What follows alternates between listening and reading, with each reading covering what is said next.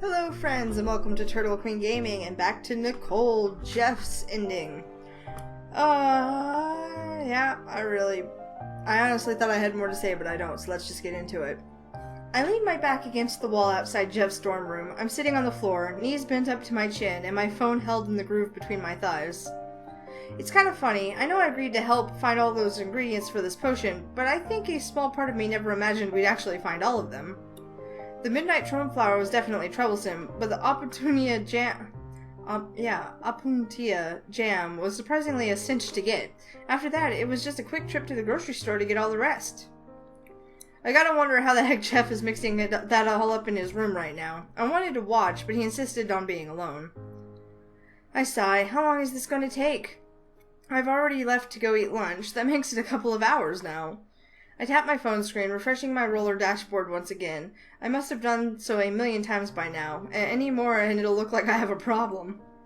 So that leaves me waiting for who knows how long until... The back of the door slams against the wall as Jeff bursts out of his room. I lean to the side, narrowly dodging it. I've done it! With a feverish, excited look in his eyes, Jeff grabs me by the crook of an arm and picks me up off the floor. Come, assistant, let me show you.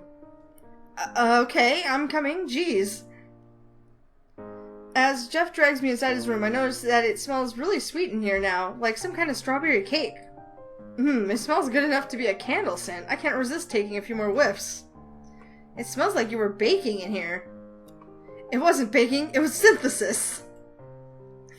What do you think baking is, Goober? The blinds are closed in his room, making it hard to see anything. I do see a small collapsible table in the back between the two desks. Various things are spread upon it. I have no idea what they are, but I do recognize a pot and a few notebooks. Behold! From behind his back, Jeff pulls out a small glass bottle that's sealed with a cork. It's as big as a perfume bottle, and I can see the inside is filled with a rosy pink liquid. Here, smell it! Jeff uncorks the bottle and offers it toward me. Tentatively, I lean in and waft the smell over to me. It smells good. Like, really good. It's that strawberry cake smell amplified by 5, along with other pleasant smells you'd find at a dessert bar of a buffet. Or, dessert bar, not desert bar. That smells amazing. Doesn't it? Jeff's so thrilled that he can barely contain himself. I don't blame him. He's been obsessed with making this potion ever since I've met him. I still have to ask, though. So, does it work? That will have to be tested. Jeff carefully corks the bottle back up before he continues. Good thing, too, because he's soon back to gesturing with wide swings of his arm. We need to perform an experiment. One subject should be sufficient enough, at least for a preliminary round. My hand shoots up. Oh, I can be the test subject if you want. Nonsense, that won't do. I have decided to judge the results based on how well the subject seems to like me. You've already been exposed to me for far too long. You wouldn't be impartial. There are confounds everywhere. It wouldn't do. The experiment would be a disaster. Are we gonna give it to Ted? That would be so funny. As he gets lost in his spiel. I'm sorry. Hold on. Jeff starts waving his arms back and forth like we're on a deserted island and he's signaling an SOS. Relax, I won't be a subject if you're gonna freak out about it. So is there anyone else that doesn't like you? I'm not saying that they have to hate you, but just someone who's neutral. Jeff hums under his breath and does that thing where he paces around. He goes back and forth across his room a few times before... Eureka! He stops in place and straightens up like he's been hit with a lightning bolt. There's an aide who works in the library. I see her on occasion, but even when I act in a manner I deem to be the most effective for her, she doesn't respond. However, if this, he shakes the potion bottle by the neck, does what I hypothesized, she should start conversing. That's a good idea. We should test it on her. Why do you have to use yourself anyway? Why not use complete strangers and see if they act like they're friends? That sounds more valid to me. Jeff goes quiet for a second, but goes back to wearing a confident smile soon after. I have my reasons for doing so. However, consider this a much more interesting way to proceed with things. In other words, it's so he doesn't get bored. Typical. Let us head for the library. If we spot her, we can proceed with the experiment. Alright. I get caught up in Jeff's excitement and let out a little cheer of my own. But wait, shouldn't experiments be more structured than this? I would normally take more care in constructing an experiment for accurate results. However, in this case, a simple crude experiment as such should still demonstrate the intended effects. It's just a small test case. Plus, I cannot wait any longer to bask in my success. I giggle to myself. At least he's being honest. I want to see how well it works too. Jeff's been hyping it up for so long that I don't think I can wait either. From Jeff's dorm, we head over to the library. It doesn't take long until we're standing in front of the entrance, and Jeff nearly throws the double doors open as he gets to them first. However, at the last moment, his hand hovers shakily over the handle. Alright, maintain character. He takes a deep breath, inhales, exhales, and when his breath is released past his lip, it's like his tense fervor goes along with it. Let's go find her, shall we? He sneers right after he's done doing that overly polite tone, ruining the illusion. We walk right on in, and we're greeted with the sight of the first floor library. Immediately, Jeff heads up the flight of stairs in the middle. She works upstairs, where all the reference books are located. Sneaking in food and drink? Ooh, we're bad. Please don't act like you expected any less of me. Jeff scoffs at my sarcasm, though I can tell that it amuses him. But, something about this seems really familiar to me. A girl who works at the library and doesn't seem that responsive. Wait a second, could it be? Once we're on the second floor, I can see her sitting behind the service counter with a book in hand. I realized I was on the right track. I knew it! I exclaim in a hushed voice, not wanting to interrupt anyone trying to study in here. I've gotten in trouble for that one too many times already. Jeff gives me a puzzled look in response to my outburst, and I just shoot him a sly smirk. You've been talking about Bethany all this time, huh? Bethany's deaf. Is that her name? I honestly had no idea. We're not besties, but we're acquainted. She's a nice girl. I glance over at her sitting behind the counter. Bethany's reading as usual, and with a slim finger, she tucks a strand of blonde hair behind her ear as it falls in front of her face. I agree she can be a little stiff, but she's not rude. She helped me find books I've needed plenty of times before. Maybe we can use this to my advantage. The look Jeff gives me can't mean anything good. What are you going to make me do? Don't act as though I'm about to dissect you. I only want to use you as the control. You said you know her, yes? That I do. Perfect. I can watch how she acts with you, and use that as a baseline for the results. That sounds good and all, but you have one teensy little problem there. How do you plan on getting her to drink some of the potion? Bethany's a real stickler for library rules. No food or drink allowed. She won't allow it. Jeff waves me off with his hand as always. I will figure something out. I've come too far to be stopped by something so trivial. He sounds so confident that I doubt I could talk him out of it even if I tried. Better to just let him do his thing and see where it goes from there. Fine, I'll go talk to her. Just don't do anything shady. I still don't know if it's safe to drink. Jeff huffs at me, pops the cork off the bottle, and places a little on his finger. He licks it off quickly, making sure that I can see. Now watch as nothing happens to me. That was too small a sample for it to take effect, but if it was poisonous or lethal, I would at least become ill. He has a point there. Several seconds pass, but Jeff keeps standing upright, wearing a smug expression on his face. Fine, I trust you. Stay put here, okay? In response, Jeff urges me onward with little motions of his hand. I head to the service counter, trying my best to appear natural. I'm not even sure what Jeff wants me to do. Does he just want me to talk to her? Hey, Bethany. Aw, she's cute. When I'm finally at the counter, I brace my hands against the edge. Bethany looks up from her book with her eyebrows raised as she recognizes my face. Oh my, it's Nicole. Welcome. Carefully, she places a bookmark bearing a plant design inside her book and to hold her place. She then sets it in front of her and out of the way. Do you need any help checking out a book? No, how are you? I awkwardly draw out the last word, unsure of what else to say. Oh yeah, so natural, Nicole. I'm fine. Good! It's been a while since we've talked last. I wanted to catch up, you know? I think it would be more appropriate to talk when I'm not working. I can tell Bethany is losing interest as I see her reach for her book again. Wait! In a panic, I accidentally raise my voice, startling Bethany in her seat. She looks at me, one eyebrow raised in suspicion, but doesn't scold me. Nicole, what is it? She can definitely tell something fishy is up by now. Ugh, why is this getting so difficult? All I was supposed to do was talk to her. Once I realize how much of a mess I'm making of things, I sigh and calm down. There's really only one thing to do in this situation. Hey, Bethany. Do you see that guy standing up by the bookshelf over there? He might be watching. He'll probably look away once he sees you paying attention to him. Slowly and coolly, Bethany leans over to the left and try and stare past me. A beat passes, then she returns to her normal posture. I spotted him. Are you talking about that Jeff Ryan person? Do you know him? No, I don't know him personally. We've spoken a few times in passing, but that's it. Well, he and I are, I hesitate and blank on how to follow up. What should I even say? Part of me really wants to be honest with Bethany and just tell her the truth, but the other part of me wonders if that would work out in the end. I think I should try to be subtle, but here, let me just... I'm unsure as to what that will do.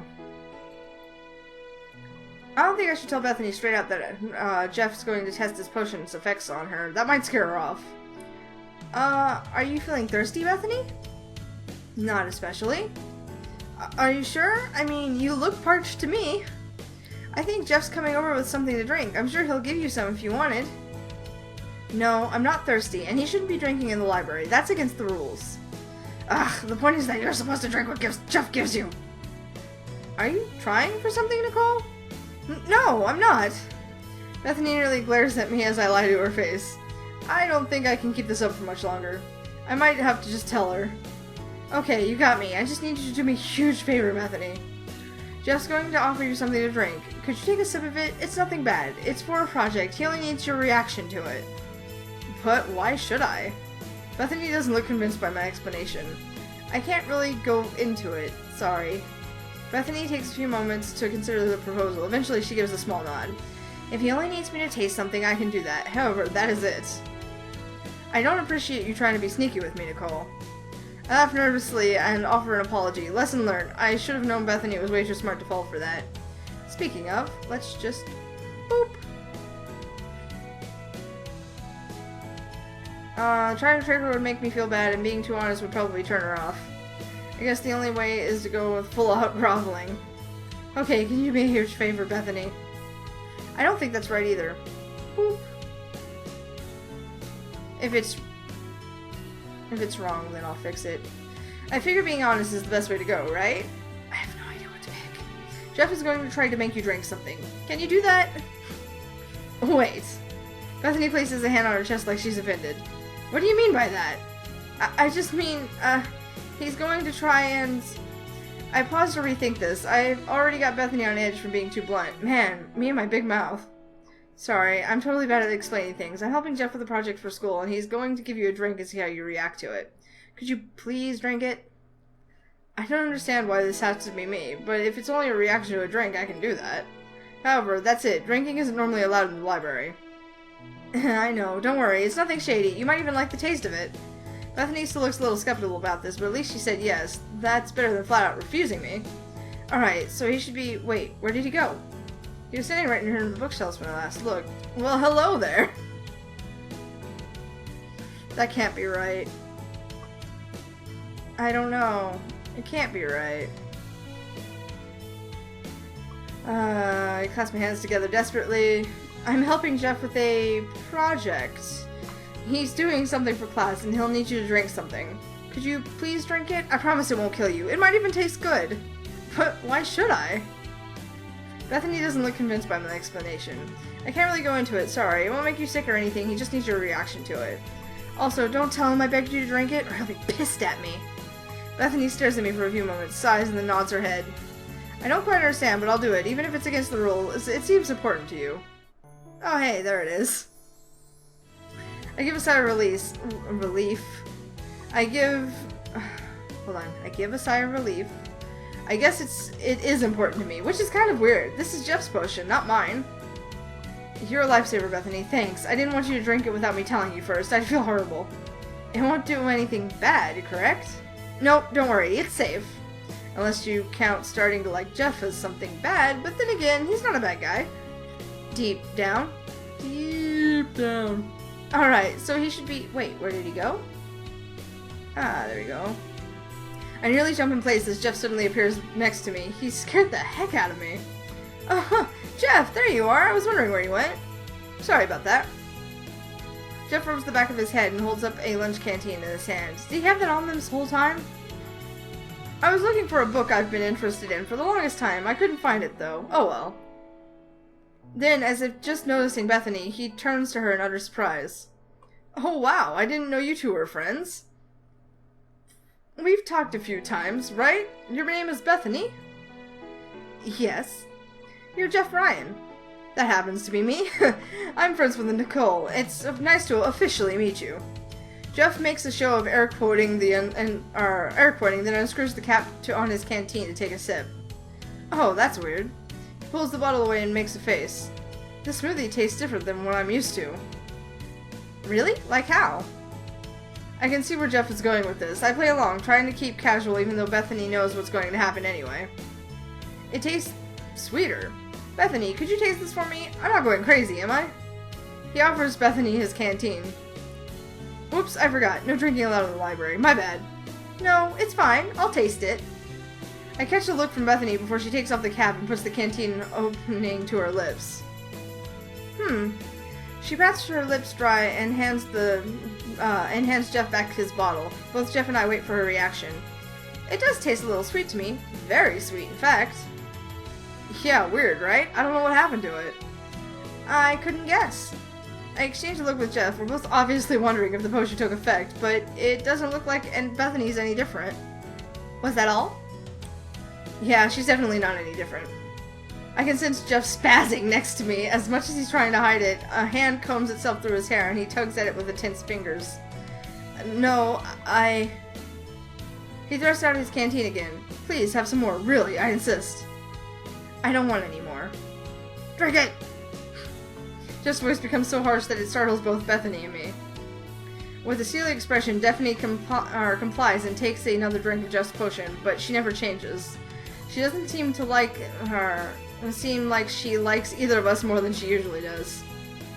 I shouldn't bother to repeat it, but it's still overly sweet to me. That's it? There should be more than that. I widen my eyes as I hear Jeff reverting to his normal voice. His mean voice. You probably just didn't drink it right. Or... Flustered, Jeff sprints off, leaving Bethany and I standing at the service counter. I almost call out his name before I remember that it would completely bust library rules. But Jeff looked completely devastated. I can't let him go by himself. Maybe that's what he needs right now, though. Was he okay? I gave him my reaction like you told me to. Yeah, you did great, Bethany. Thanks. It's not your fault. I take the canteen from her and screw the lid back on. Yeah, Bethany is definitely no different than she was a few minutes ago. That means that this potion Jeff worked so hard on, it's a dud. I'd be lying if I said I wasn't expecting it. However, Jeff's reaction was something I couldn't have possibly predicted. I'll talk to Jeff later. I'm sure he's okay. Don't worry. We aren't familiar enough for me to worry. Same old Bethany for sure. Anyway, I bid Bethany goodbye and hurry off to chase after Jeff. However, it's not until I leave the library that I realize there's no use. When Jeff doesn't want to be found, he's not going to let me find him. I have no idea what direction he ran off to. I reach behind my head and tiredly rub the back of it. I guess the best thing to do is give him some space for a little. I can't imagine how he's possibly feeling right now.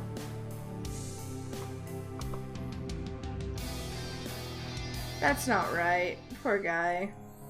He just wanted everything to work the way it was supposed to. And it just didn't. I sleep a lot now that I have everything full.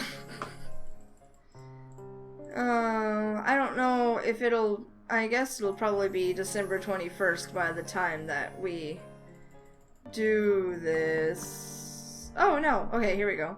I knock on Jeff's door for the umpteenth time. Jeff? A minute passes with no response. I don't know why I expected one. It's been the same each time I've tried. Jeff, come on. You can't stay in there forever. Though he's really trying to prove that he can. I thought it'd be good to give him some time, but seriously, this has gone far enough. It's been more than a week. He can't mope forever. Jeff, open up. I pound on the door with the flat of my fist. I've been out here for an hour. You don't think I can keep this up all day? I'm willing to do that if that's what it takes. but I have a bad feeling that this is going to last even longer than that. I place my back against the wall and slide down until I feel my butt reach the floor. I hold a hand out in front to knock my knuckles oddly against the door beside me. I'm getting tired, Jeff. Please open the door. Silently, I add to myself, I want to make sure you're doing okay. I know it might seem weird considering everything Jeff's put me through, but I'm worried about him. Really worried. And I don't think there's anyone else there to worry about him. The real him. The Jeff that likes to mix things in his room and call himself an alchemist and laugh in a funny way. That Jeff! I guess that's why I'm out here sitting in the dirty dorm floor and to try to get Jeff to talk to me. Because if not me, then who? I twitch in place as I feel my phone start vibrating in my pocket. I pull it out, grumbling, but that stops once I see that it's Jeff on the other line. I arch a brow. Seriously? You're going to call me? Even though he can't see my face, I do my best to express how annoyed I am. Jeff, open up the door! No. Open it! Never. I bite back a groan and massage the bridge of my nose. I'm going to have to be patient here. Why'd you call me if you're not going to open the door? For a moment I think our call's cut off, and I look at my phone screen to see that Jeff's still on the other line. Hello? Jeff? Did you hear me? I did! Okay, no need to get testy. Sorry, but I called you to tell you a grand total of 2 things. I mean, the first thing is that I'm no longer an alchemist. What, Jeff? The second is that I know the true reason you're here right now. Where do I even start? Not only is Jeff making no sense, but he's quitting something that he really cares about. I know it's none of my business, but I can't let him do that. I decide confronting him about that is way more important right now. What do you mean you're no longer an alchemist? Do you not comprehend? Well, I suppose I used the wrong choice of words. I am no longer an alchemist because I no longer want to be one. It's all a sham. Jeff, just because one potion didn't work out. You do not understand. I made sure it was correct to the last detail. The only way it could have failed is if it never would have worked in the first place. I know the skepticism behind alchemy, and it is not considered a real science nowadays. That must have been why I was so hesitant to talk about it. To anyone but you, that is. However, I could tell, Nicole, you truly didn't believe in it either. My teeth clenched tight on my lower lip. I don't even have an argument to follow that up with because he's right. I only went along with the alchemy stuff because Jeff was really into it. However, something else catches my attention. You said my name. You never say my name. What happened to assistant? Ah, yes, how convenient that you bring that up. It leads to our second point. You're no longer my assistant. You're done. Go home. Weeks ago, I would have done anything to hear those words, but now those words just hurt to hear. You don't need me to help you anymore? The disappointment in my voice is embarrassingly obvious. Even Jeff catches it. He makes no sign that he cares. What's the point? I no longer wish to invest myself in some fairy tale science, which means I no longer have any use for you. However, as I said before, I know why you're here, and you have nothing to worry about. Oh, right, he did say something like that before. What is he talking about? How do I have a true reason for being here when I don't know what it is myself? As promised, I will talk to Garver. You will be in good graces by the end of the month. With that, the A should come easily for you if you continue to meet with him and do the work. Anger builds up in me like boiling water in a kettle. I shoot to my feet. But I didn't come here for some dumb grade. The words spill out of my mouth before I can stop myself. But what I said isn't untrue. I came here because I was worried about you. I cradle the phone close to my ear with both hands. Just saying that makes me feel so vulnerable. What? I know you might not be used to this, but I wanted to make sure you were alright. I know having that potion fail hit you pretty hard. But now that I can hear your voice, you sound like you're doing better. That's a relief. The topic switch is sudden, but the main reason I came here, I don't want to start any fights if I can help it. So forget about talking to Professor Garver. I'm not here for that. I really want you to open the door so we can talk face to face. I hear the click of the phone right after. I don't have to look at my phone screen to know that he's hung up. Just as I lower my phone, the door to Jeff's dorm room swings open a moment later. Well, that was fast. Soon, I feel a tight grip on my wrist, and I'm being whisked away into Jeff's room before I can realize it. There's a loud, harsh slam of the door as I jerk in its direction. I'm suddenly shoved against the wall. I hit it hard, and a pained gasp escapes from my lips as I find myself staring face to face with Jeff. His hands brace themselves on either side of my arms, and he gets so close that I can feel his breath brush past my face. Frankly, he looks like hell. He's dressed, but his hair is unkempt and messy, like he's been lying down for a while, and his eyes are sunken in like a skeleton's. My heart starts thumping in the bottom of my chest. What the hell is your problem? Shouldn't I be asking you that? I try to straighten up from the wall, but Jeff's hands push me back down against it. That hurts! I do not care. Jeff yells right in my face, and I flinch back. Has he left his room at all? It doesn't seem like he's even brushed his teeth. You say that you're worried about me? That you came here to make sure I was alright? That's preposterous. Why do you act like we're complete strangers? Because we might as well be. Jeff lowers his face so he's staring down at the floor. Your formula makes no sense. Right? Yeah, your formula makes no sense. He whips right back up to stare at me, and I don't say a word. 1 part academic motivation followed by 2 parts coercion. Add a sprinkle of contempt, a dash of terrible management, and you should, in theory, result in an acquaintance at best. Yet here you are, acting as though we were best of friends, as though I owe you something. Jeff spaces out for a moment like he's cracked the code. Is that what you want? His voice gets dangerously low. It makes me swallow my nerves down to the pit of my stomach. Is that why you never blackmailed me? Oh, I can see your evil plan, Nicole. Devious. Even more devious than I am. When did I become a criminal mastermind? What the fuck do you think I'm doing? You act as though becoming my assistant is the last thing you wish to do. Then slowly you worm your way into my heart like this until I... Jeff roars angrily as a few screws come unloose in his brain. I will not let you win. You want something from me, and I will not allow you to take advantage of it. I want to be your friend. Why is that a bad thing? I don't understand. You aren't making any sense, you dingbat. Jeff's not the only one yelling by now. I yell right back into his face, and I'm satisfied to see that he's the one flinching back now instead of me. I can't keep this up. I do my best to take a deep breath and relax, but it's hard when Jeff is pushing me up against the wall like this. Look, I know I never said it, Jeff, but when I think of us as friends. Sure, we got off on the wrong foot. We may have argued a whole bunch of times, but we've spent enough time together to get to know each other, don't you think? I know this is true. Jeff's voice lowers, and for a moment, I think I've finally gotten to him.